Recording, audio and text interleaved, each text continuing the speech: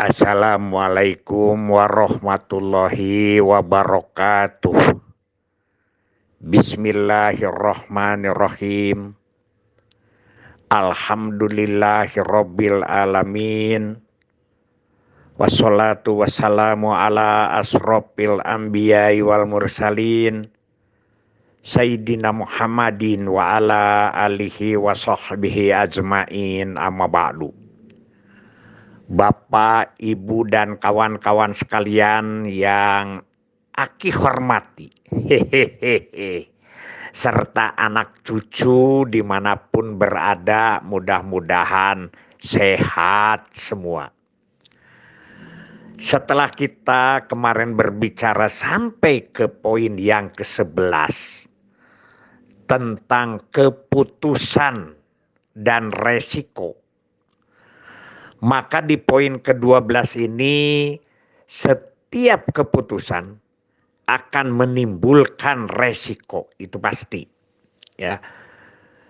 Akan menimbulkan resiko. Tidak ada keputusan yang tidak berisiko. Oleh karena itu, maka kita harus berhati-hati, tapi harus berani juga dalam memutuskan satu keputusan serta siap mengambil risiko. Di poin ke-13-nya malah tidak ada sebuah keputusan yang tidak berisiko, sekecil apapun. Sebetulnya ini poin 12 dengan poin 13 itu hanya dibolak-balik ya bahasanya saja. Ini para filosof atau para yang membuat tentang kajian-kajian ini adalah untuk meyakinkan hati kita, sebetulnya begitu. Kemudian berikutnya adalah semakin besar keputusan. Nah ini kan, jadi keputusan itu ada keputusan kecil, ada keputusan menengah, ada keputusan besar, ada keputusan global. Wah itu, semakin besar keputusan, semakin besar pula resiko yang akan dihadapi. Sekarang keputusan Pengadilan Negeri Jakarta Selatan yang mengabulkan permintaan salah satu partai sehingga dia minta supaya KPU ya menangguhkan pemilu. Wah, itu keputusan yang sangat kontroversial. Sampai Pak Mahfud MZ memutuskan itu di luar kewenangannya karena dia melanggar undang-undang dasar, begitu ya. Nah, itu salah satu keputusan. Di situ disebut bahwa resiko jatuh dari pohon, misalnya kita baru naik sedikit sudah jatuh, dengan kita sudah naik ke atas pasti resikonya lain. Kalau sedikit ya paling-paling luka lah. Kalau masih di bawah, tapi kali dari atas bisa meninggal. Risikonya. Ini kita bermain-main kata aja ya. Seperti yang kemarin kita ceritakan tentang keputusan-keputusan BKKBN. Dan nanti kita juga akan coba renungkan pada diri masing-masing. Kenapa kita menjadi petugas KB? Silahkan ya. Dan keputusannya apa, resikonya apa. Ya, jadi pegawai negeri itu kan, kata orang-orang itu kan, sengsara tidak, tapi kaya susah. Itu ya. Jadi itulah tentang keputusan dan resiko nomor 14. Aki ulangi lagi, semakin besar keputusan, semakin besar pula resiko yang akan dihadapi. Itu jelas. Kemudian yang ke-15, orang yang tidak mau mengambil risiko. Nah ini, orang yang tidak mau mengambil risiko dan keputusan yang dibuat, pasti hidupnya sulit dan picik. Ya, bukan fisik, picik. Tidak berbuat, tidak berjuang, cenderung apatis. Padahal sebetulnya dia juga membuat keputusan, hanya keputusan-keputusan yang berani. Biar saja saya mah sudah nasib. Dia nyebut nasib itu adalah keputusan. Sehingga dia membuat tidak semangat. tidak membuat sesuatu yang kreatif dan inovatif. Itu tentang keputusan bahwa orang yang tidak berani mengambil keputusan, ya itu akan sulit hidupnya, ya. Karena dengan keputusan inilah, dengan pengambilan risiko inilah kemajuan hidup, kemajuan bermasyarakat, kemajuan berbangsa, kemajuan beragama. Ya, itu banyak contoh-contoh di kita itu. Banyak di antara petugas-petugas kita yang ya menurut aja gitulah ya keputusannya seperti yang dikatakan oleh beberapa poin itu ya. Jadi nunggu perintah itu keputusan, tapi itu adalah keputusan yang konyol kalau menurut Aki. Tapi kalau yang mengambil inisiatif, menjabarkan keputusan orang lain yang harus kita kerjakan, itu adalah kreatif dan inovatif.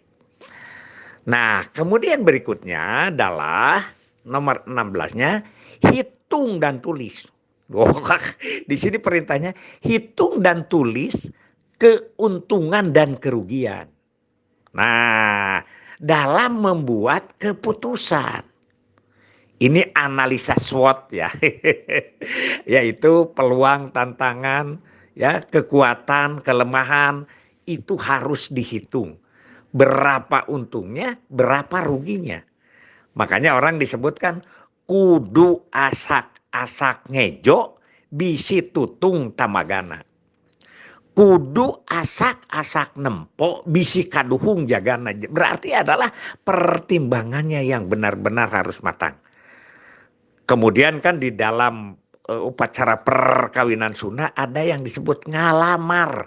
Ngalamar itu dari ngalemar. Ngalemar itu memadukan beberapa barang, kemudian dimakan, dimuntahkan lagi, dimakan lagi, dimuntahkan lagi, akhirnya itu yang disebut dengan pertimbangan.